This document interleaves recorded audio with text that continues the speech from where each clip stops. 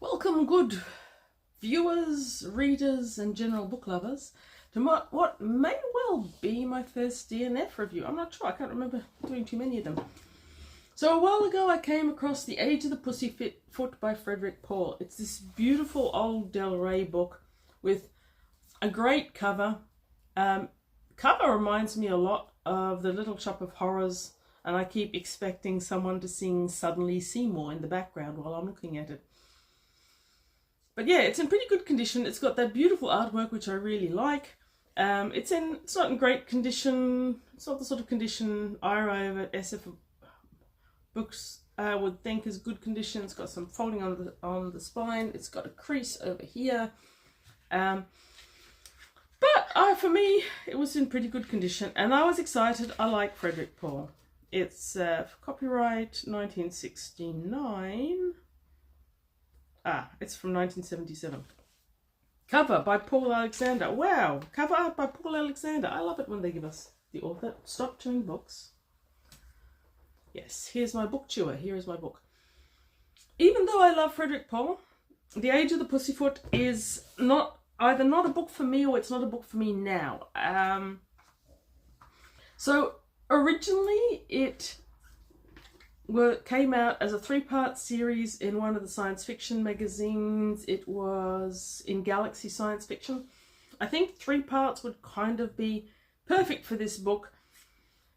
It was first published as a standalone in 69. I think it's probably better in 3 parts unless you really like over-the-top humour. This is humorous, it's funny, it's quirky, it is so deep in quirk. Oh, the quirk. The quirk is so deep you drown in it. And I drowned, and I just stopped. I've decided to stop reading it 1/3. I'm not getting rid of it yet. I certainly am not giving it away to an op shop, which will probably chuck it. I don't think it deserves that. But I think I'd have to be in a very specific frame of mind to enjoy it. Because at the end of the day, I like humorous writing, but humour and science fiction need to have a lot of ducks in a row before I think they're great. And this one is just trying too hard to be funny all the time, to the detriment of the actual story. So the story is meant to be about our main protagonist, who's a volunteer fireman, Charles Forrester. He dies in his late 30s and gets cryogenically frozen by his insurance, the fire insurance.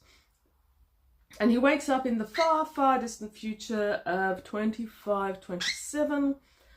And we start at this party where he's rampaging around, even though it's his first day out of the cryosurgery revivification center.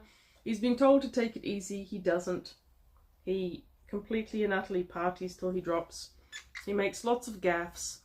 And it's meant to be funny in a way that isn't terribly. It's like, so this 37 allegedly mature, sensible man is released in the far, far future. He doesn't bother to read the guidelines for how to live in it. The first party, he keeps raving about how he's a wealthy man. I mean, it isn't 25-24, it's 2024, but already $500,000 isn't wealthy. $500,000 isn't enough to buy a house, even a 2-bedroom. It's not enough to buy a studio apartment in most main cities. So having Charles Forrester raving in the party about how wealthy he is kind of cool, funny, humorous. The fact that he's making a lot of serious errors in the way he's interacting in the society is so incredibly obvious to the reader that it's more embarrassing for me personally than is humorous. In fact, this seems to be the day that I'm reminded of movies. This reminded me most of Demolition Man. That was a 90s film with Sylvester Stallone as the good guy and Sandra Bullock as the comic relief. Stallone gets as a rogue cop, he gets cryogenically frozen, much like Charles Forrester. He emerges in the far distant future to battle against the older enemy who got him cryogenically frozen in the first place. Sandra Bullock is the comic relief.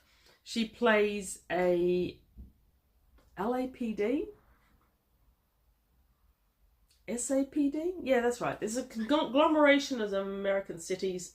And she's the officer who's fascinated with 20th century culture, so she's installed horrible things like orange shag carpet in her apartment and keeps trying to say things to Stallone in things from his own era, which is funny and creepy. But Demolition Man at least had a lot of action. And Sandra Bullock's complete quirk, which she does really, really well. Brilliant actress. Her deep in quirk, completely out of place, contrasts pleasantly with Stallone as a big He-Man, violent, etc. So in the Demolition Man, it works. In the Age of Pussyfoot, it doesn't, because it's unremitting. The quirk, the orange shag carpet, I don't think there's an actual orange shag carpet, but that feeling, it never lets up. And Forrester's doing things that are so unremittingly stupid that there is no point at which I can gasp for breath and go, this is funny. The writing is really good. I really like the writing, which I'd expect. I don't think I've read anything by Frederik Pohl where I didn't appreciate and admire the writing. But the initial part, the heavy party where he's behaving like a complete idiot, that isn't too bad. Him waking up in the next morning isn't too bad. But it just keeps going downhill in its attempts to pile humour over humour. He gets... When I say he, in this case, Frederik Pohl, the author gets some really amazing predictions for the future. So in this future, there's a joy maker, which reminds me a lot of The Bee and Drinking Sapphire Wine by Tanith Lee. And it is essentially our mobile phone and organizer, or maybe a bit more like Blinkety Blinkety Blink in Terry Pratchett's The Watchmen series. I don't know. But it basically organizes his whole life. It's trying to help him out by telling him his messages, telling him what to do. And he completely piffs it and does what he likes. Again, very much Terry Pratchett. Sergeant Vimes. Anyway. His inability to cope with the world... It isn't funny. If you read the description of the Age of Pussyfoot on Goodreads or on Wikipedia or something, it sounds really fascinating. And it sounded really fascinating to me. So I opened this with a great deal of eagerness. If we stuck to the story and we didn't insist on drowning the reader in quirk every single second, and we weren't trying so hard to make every single paragraph an LOL, then we'd do okay. There are things that are genuinely funny about it. It's like cryopreservation. He's emerged in year 2527. And the idea of someone from the 1960s and 70s about what 2527 is going to look like is cute. And the world building could be a lot of fun. It just isn't a lot of fun by watching Dalgleish Forrester Charles Dalgleish Forrester take pratfall after avoidable pratfall after moronic pratfall after completely idiotic choice. Like the choice of using 2 children to tell him all about the world. It's like, that's not going to work in any era. And Forrester isn't meant to be a fool. So anyway, The Age of the Pussyfoot, I'm not in the mood for it. Sometime when I'm far more restless and in the mood for a level of humour beyond anything that Harry Harrison ever offered, maybe I'll try it again. In the meantime, it'll have an honoured place on my to-read bookshelf, if only for that beautiful edition with its marvellous artwork, which is thoroughly beautiful.